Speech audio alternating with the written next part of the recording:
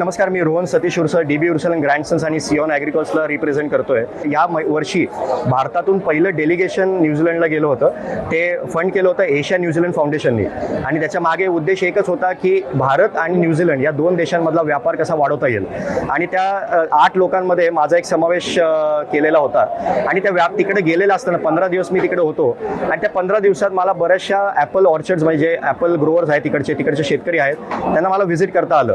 आणि मला सांगायला एक खरंच अभिमान वाटेल की जे भारतीय कल्चर आहे, आपण म्हणतो जे कल्चर ट्रेडिशन जे भारताचं आहे, सिमिलर वेवर न्यूझीलंडही आज मोठ्या प्रमाणात कल्चर आणि ट्रेडिशनवर डिपेंड आहे. जसं आपली कल्चर ट्रेडिशन आहे तसं त्यांचं पण मावरी समाज आज फार मोठ्या प्रमाणात तिथं अस्तित्व त्यांचं आहे. आणि आय थिंक हा जो कनेक्शन आहे ते आम्हाला चांगलं तिथं समजवलं गेलं.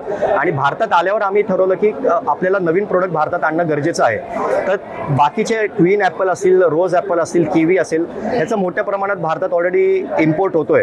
पण एक नवीन व्हरायटी आम्ही शोधत होतो आणि ते आमचे जे पार्टनर आहेत बेझले एक्सपोर्ट, त्या बेझले एक्सपोर्ट कडून आम्हाला ही नवीन व्हरायटी सापडली रूश ॲपलची.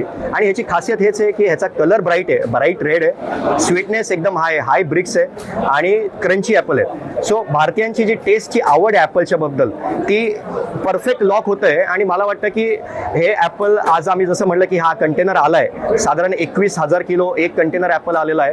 आणि कंटेनर खाली व्हायच्या आधीच म्हणजे अनलोड व्हायच्या आधीच तो सोल्ड आउट झालेला आहे. ह्याचंच एक कारण दुसरं पण आहे की आज आत्ता मार्केटमध्ये सद्यस्थितीला आपल्या भारताचा जो अभिमान आहे शिमला आणि काश्मीरचे ॲपल, त्याच्याबरोबरच न्यूझीलंडचे ॲपल, हे 3च ॲपल आता बाजारात दाखल झालेले आहेत. आणि या 3 ॲपल्समध्ये संपूर्ण भारताची कॅपॅसिटी मला वाटतं खूप मोठ्या प्रमाणात आहे. आणि आपण कमी पडतोय या अनुषंगाने आम्ही आता आमच्या पार्टनर्स बरोबर पण बोलतोय की हा आपल्याला व्हॉल्यूम पुढच्या वर्षात कसा वाढवता येईल. आणि जेणेकरून की भारताचं शिमला आणि काश्मीर तिकडचे ॲपल ग्रोजला पण तिकडचं plant and food research centre जे आहे ते सपोर्ट करते नवीन व्हरायटी ग्रो करायला. सो आय थिंक हा ट्रेड खरंच मोठ्या लेवलवर जातोय. आणि मी ह्याचे आभार मानेल आदरणीय पंतप्रधानजी नरेंद्र मोदी साहेबांचं आणि आदरणीय पंतप्रधान न्यूझीलंडचे क्रिस्टोफर लक्सन सरांचं की त्यांनी जो फ्री ट्रेड ॲग्रीमेंटच्या वेळेला त्यांची जी चर्चा झाली त्याचे बेस ॲग्रिकल्चर होता. आणि या ॲग्रिकल्चरचा बेस घेऊन आज आम्ही 6व्या महिन्यातच नवीन व्हरायटी इंडियात आणायला चालू केलेलं आहे. इंडियातल्या काही गोष्टी तिकडे जायला आता तयार आहेत. सो हे एक मोठ्या प्रमाणात कोऑपरेशन चालू होतं हे मला दिसतंय. रूश साधारण न्यूझीलंड ॲपलचं सीझन चालू होतो मार्च महिन्यापासून. सो मार्च, एप्रिल, मे आणि जून ह्या दरम्यान न्यूझीलंडचे ॲपल कंटिन्यू बाजारात असतात.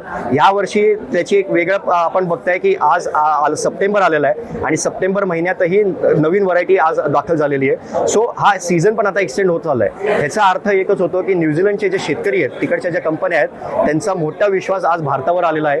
भारताचं मार्केट त्यांनी ओळखलेलं आहे आणि मला वाटतं हा व्यापार इथून पुढे त्याच पटीत वाढत जाणार आहे.